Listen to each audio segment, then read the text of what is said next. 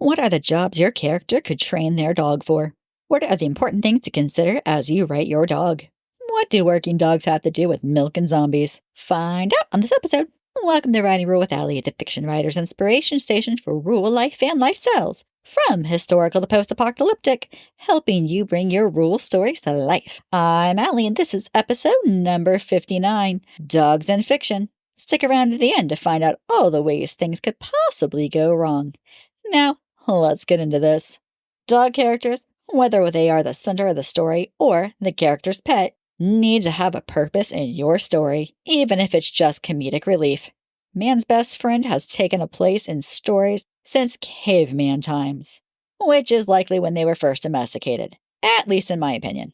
I did a Google search, and there is a crazy debate about when and where dogs were domesticated and if two types were domesticated in different sections of the earth at the same time. Honestly, I don't know, and it doesn't really make any difference to our stories. But if you ever need a rabbit hole, you can find the answer to that.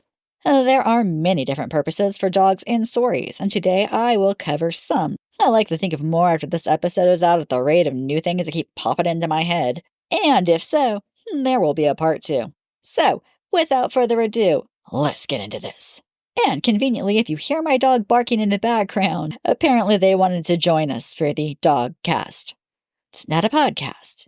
It's now a dog cast. Many dogs today, in history, and I assume in the apocalypse, have a job or role, or in other words, are a working dog. This can come in many shapes, sizes, and with various skills. Nowadays, many families have dogs for companionship, entertainment, and teaching children responsibilities. Companionship is not a new idea. Papillons were originally bred as lapdogs for high-ranking ladies in Europe during the 13th century. Japan had the Japanese Spaniel, and in China, Pekingese was the lapdog choice of those in the imperial palace. Although that might be because only those who lived in the Chinese imperial palace were allowed to own them at the time. Here in America, many elderly women own Chiweenies. They are good company for them and also do a great job of sounding the alarm if someone is there that should not be, and sometimes if they should be. The next thing many people think about is a guard dog. Not everyone's definition of this is the same. Some people define it as standing sentry, barking, and looking scary and intimidating. Sorry, but Grandma's Chihuahua is not scary and intimidating. In fact, most bad guys would try to punt the dog. If you don't know what that means, it means they'll try to kick it really hard. However, a Rottweiler who has enough bite force to break through bones will make most people think twice about breaking into a home. However, others define a guard dog as one that will bark, bite, and die protecting whatever it is they're supposed to be protecting. Now, this can be scary or sad, like Lassie. Context matters when deciding what kind of guard dog to use and how far the dog would go to protect whatever they are protecting. They might protect people, homes, junkyards, military bases, capitol buildings, banks, gangs, or mob homes or headquarters, shipping containers, a person or group of people after the apocalypse, and more. The list is as large as your imagination. Next up is a hunting dog. These dogs are basically trained to track and tree animals. However, some hunters have trained their dogs to take down the animals they're hunting. Deer is the one that I've heard about most often. I've also heard of dogs being trained to herd wild animals, like deer, to the hunter. The same tracking skills can and is used for tracking people. Sometimes they are tracking escaped inmates, and other times they are tracking bank robbers. In fact, Blake Shelton did an entire song about this one. However, some are trained in search and rescue for things such as avalanches, tornadoes, tsunamis, earthquakes, and natural or man-made disasters. This would be very useful in the aftermath of an apocalypse. They are also used to track kidnapped people, lost children, or even the elderly. Many dementia and Alzheimer's patients wander away because they think they need to be somewhere or meet someone, and then they can't remember their way home. Some dogs also use tracking skills to hunt down things like truffles. I hear people can make good money selling them. Weirdly, I have never tried them. Along the same lines as tracking are the detection dogs. These dogs are trained to find certain things. Modern times includes drugs, guns, bombs, explosives as one of the main things they are used for. Other uses include bedbug infestation. Heebie-jeebies there.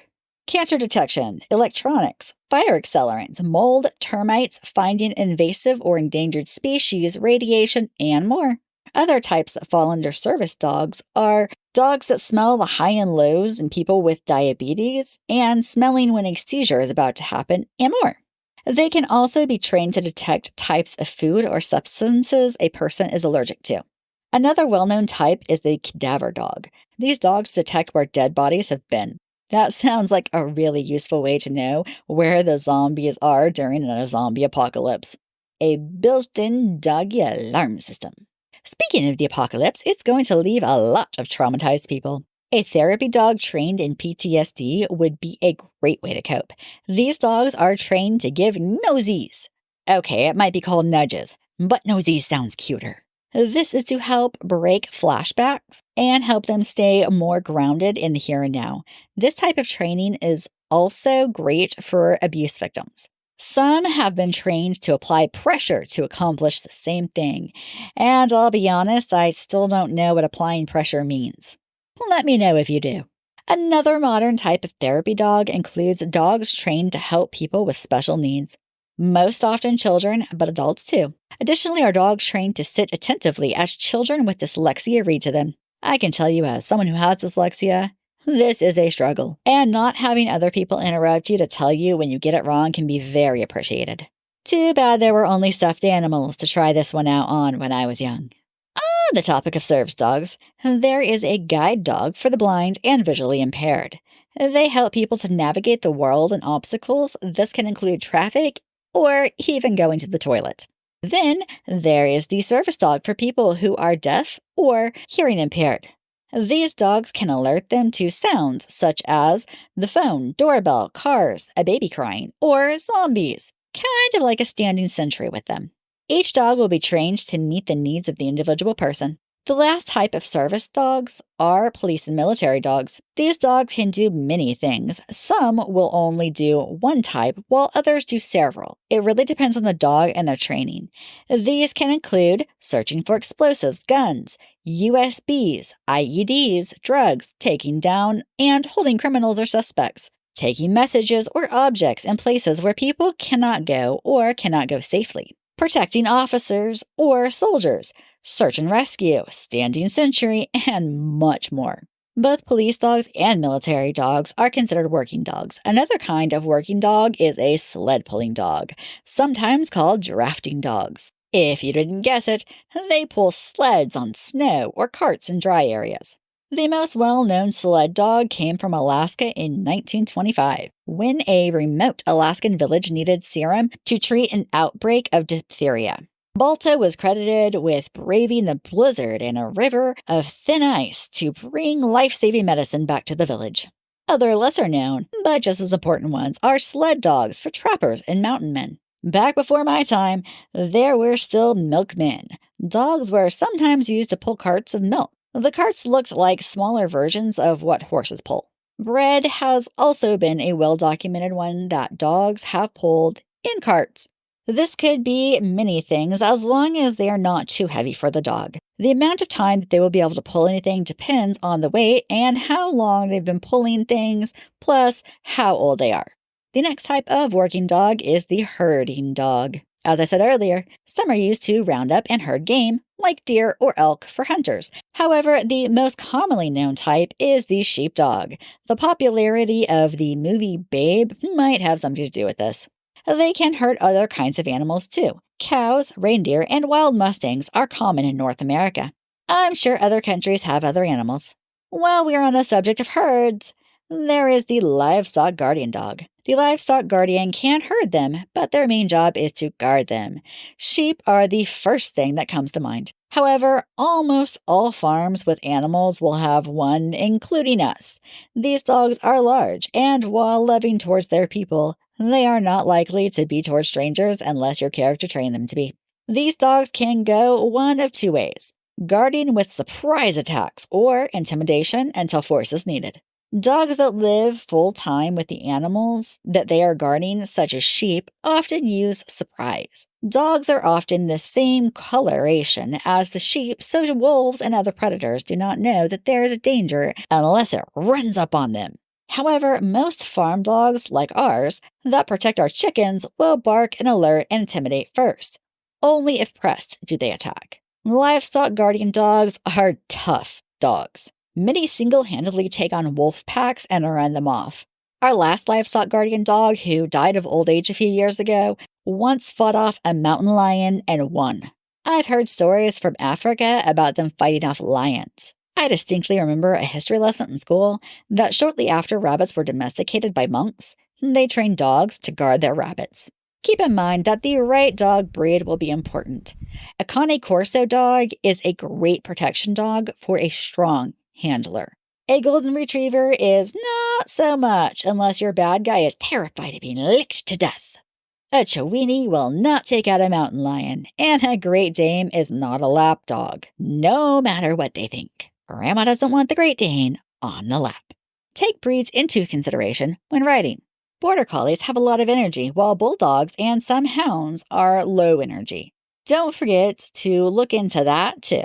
Combining breeds can make for interesting mixes of breed traits. Personality is something to take into consideration too. Rottweilers are big and scary, but are known for what is referred to as doggy ADD. Dobermans are intense, and it would not be easy to distract them from their person, as they are what is called a Velcro dog. That means that they stick to their person like Velcro, as they are a one-person dog. That does not mean that they do not get along with others, but that there is a main person that they have bonded with. Some dogs are confident but not leaders and will happily look to their person. Other dogs are more independent. This could be good, or bad if not trained well. Some dogs are timid. This could be bad if they are trapped and they could easily bite in fear. Interactions with their humans are important too. If the human is scared every time the scary landlord comes over, they will either want to protect the human or hide depending on their personality. If a person always makes a big deal out of leaving home, it's likely to cause the dog to have issues with them leaving home, and they might destroy the house while they're gone. These are all things to think about. Remember, some dogs defy the breed. I have a dachshund, and I was told how horrible they would be, and they only listen when they want to. Mine listens the first time about 98% of the time, which is good for any dog. Why, you might think that is amazing. There are two super important things you likely didn't know. First, she's mostly blind, and somehow I ended up being her seeing eye person. Second, we put in a ton of time training, and we still practice at least a few minutes every day. Nothing intense, but enough to know that I don't have to worry that she didn't listen if I need her to for her safety. If your dog defies the odds, you most likely need a good reason. And last, but not least, many homeless people have dogs. This gives them a companion and someone to love and care about. Many homeless people are depressed and dealing with drugs or trauma. A dog can give them a purpose to live again. Many studies show that dogs help with the emotional well-being, and that can help homeless people to get clean and sober, leave abusive relationships, and improve their lives to help improve the dogs. Other things include sharing warmth on cold nights, talking to someone, and protection. Even a tiny dog can stand sentry and bark to let a person know if something is off and they need to pay attention. Fun fact, as of 2022, it is estimated that a little over 44% of the people in the United States own dogs. Not only that, but the dog is the #1 pet worldwide. Now for everyone's favorite part, what could possibly go wrong? Before we get into the best part, if you enjoyed this podcast, I hope you'll take a minute to follow, rate, and review on your favorite podcasting platform. And if you're listening on YouTube, subscribe and hit that like button. Don't forget to share with a friend. And now, for everyone's favorite part. Likely to go wrong. Your character's little lapdog thinks it is a protection dog and barks at everything. One day, a bigger dog attacks it after being barked at. The dog could be injured and require veterinarian care. Also likely to go wrong. Your character works with the police dog. One day, they send the dog after a bad guy, and when the dog bites the bad guy, they instinctively try to get the dog off by hitting it. The dog could be hurt and require veterinarian care. Possible to go wrong. Your character has a seizure alert dog. One day, at the store, a disrespectful parent lets their young child pet the dog. While the dog is paying attention to the child, it misses the signs that your character is going to have a seizure. Just as the child finishes, your character has a seizure right in front of the child and it traumatizes them. Possible to go wrong? Your homeless character has a dog. One day, an uncaring animal control officer takes the dog away simply because the person is homeless. This could be devastating for both your character and the dog. Also possible to go wrong. Your character's livestock guardian dog fights off a pack of wolves and is injured in the process. Your character will need to get the veterinarian help or care for it themselves. Unlikely to go wrong. Your character's dog is pulling a milk cart half full of milk when something spooks them. They could run off or startle in a way that tips the cart over and spills all of the milk. Also unlikely to go wrong. Your character's bomb-sniffing dog gets too close to a bomb and accidentally detonates it. This could be deadly. Also unlikely to go wrong. Your character is stealing sheep. As they try to round the sheep up to take them away, the livestock guardian dog attacks them. Improbable, but still technically in the realm of possibilities. Your character's sled dog has worked its way up to lead sled dog. However, they are not as good at this as the handler believed, and they lead the team off a cliff. Also improbable, but still technically in their own possibilities. Your elderly character owns a Great Dane who thinks it is a lapdog. One day it knocks them over and they break a hip. Also improbable, but still technically in their own possibilities. Your character's cadaver dog is in the zombie apocalypse, but now there are so many dead zombies that everything smells dead to the dog. They no longer know when to signal and when not to signal. Thanks for listening.